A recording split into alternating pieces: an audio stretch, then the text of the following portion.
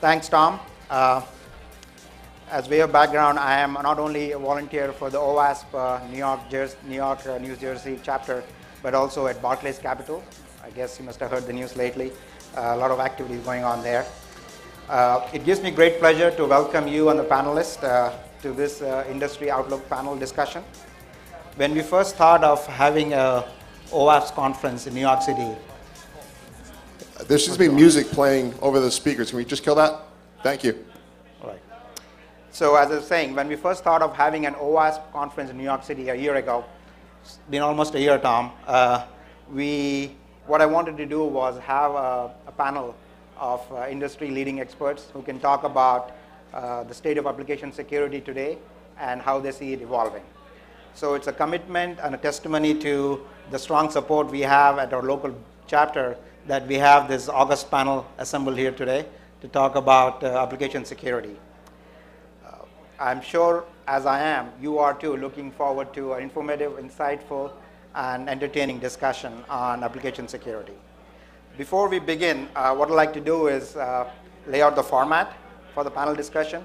I will briefly introduce the panelists and have them talk for a few minutes to their background and experience. We will follow that up by a list of questions that I have prepared. We will ask the panelists to give their thoughts on those topics. We will then, the third phase of the panel discussion would be commentary by the panelists on the current state of application security and where they see the industry headed, what kind of job skills, especially in this market, they see as critical for people in the industry. And we will end by what I call the fun part of the session, where we'll be doing a quiz to the panelists, trying to understand how they use application security principles in their personal lives. So I'm looking forward to that. Let me start off then by introducing the panelists. To my right is Phil Venables, who is the CISO for Goldman Sachs. In that capacity, he holds worldwide responsibility for information security, technology risk, and business continuity planning. Phil joined Goldman Sachs as a vice president in 2000 and had a meteoric rise to become a managing director by 2003. Additionally, Phil serves on numerous public, private advisory boards and is a member of the Financial Sector Security Coordinating Council.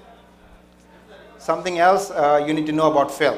He is an exceptional photographer and specializing in black and white photography. Let me put in a plug for his website.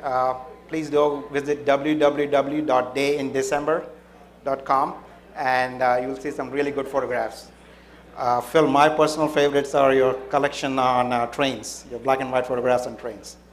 Phil? Thanks. So, one of the things is, depending on how the markets operate, I may need to sell some photographs. So it was nice to have that plug. One of the things that, as per the introduction, one of the things that we certainly have been focused on over the past few years, not least just on application security, is the whole enterprise risk convergence across a range of disciplines. So, as Mai described, my role covers a range of things: information security, privacy, technology risk, as well as business continuity planning.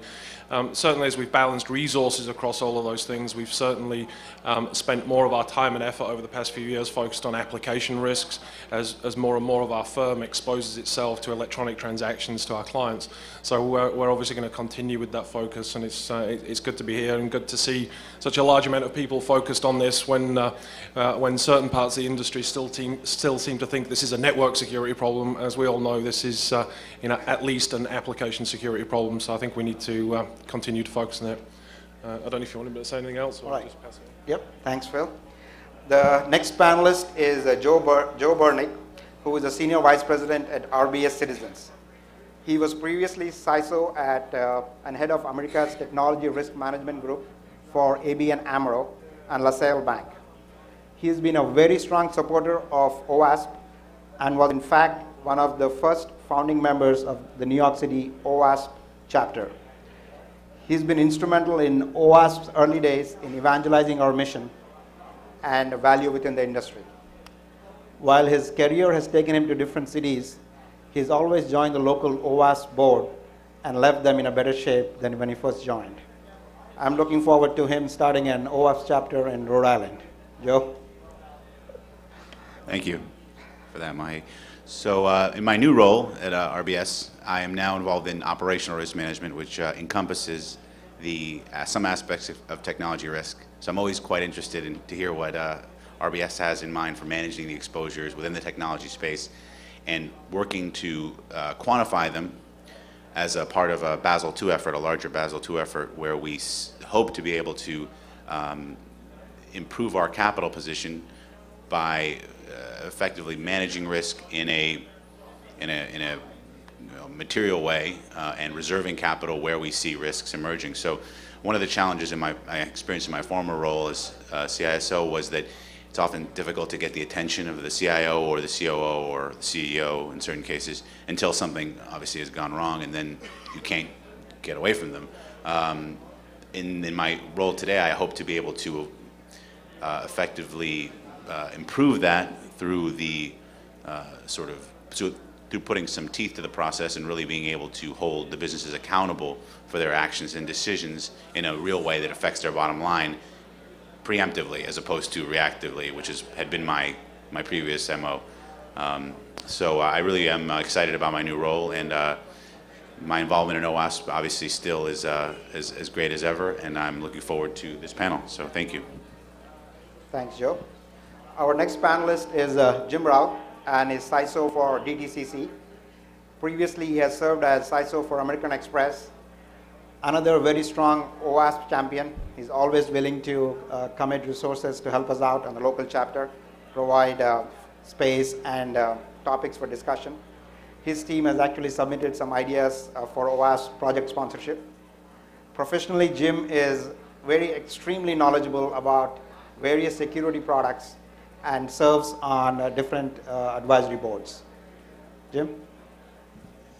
Thank you very much, Mai, and thank you all of you for coming out. I attended a conference last week that had about 50% attendance, given all of the turmoil of the financial markets, and I know many of you had to have a lot on your plate. Thank you for coming out for really two reasons. And one, I think it makes the interaction here a lot more exciting, and two, I'm hoping that maybe next year Owasp can afford more than one microphone that we pass around. So, we'll see if we can make that happen. Huh?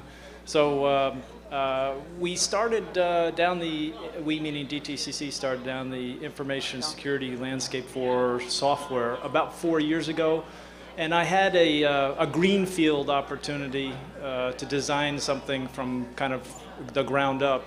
And I'm fortunate in that the scar tissue doesn't show quite as much, but we now have a very mature program in place, and we're looking at the perimeter kind of security risk for software that we procure, that we purchase, doing security assessments of that software, as well as software that's developed offshore by our offshore service provider. So we're looking at all of those extensions as part of a fairly comprehensive security program. So I'm probably a good resource for those of you that are starting your program and looking for ways of selling that to the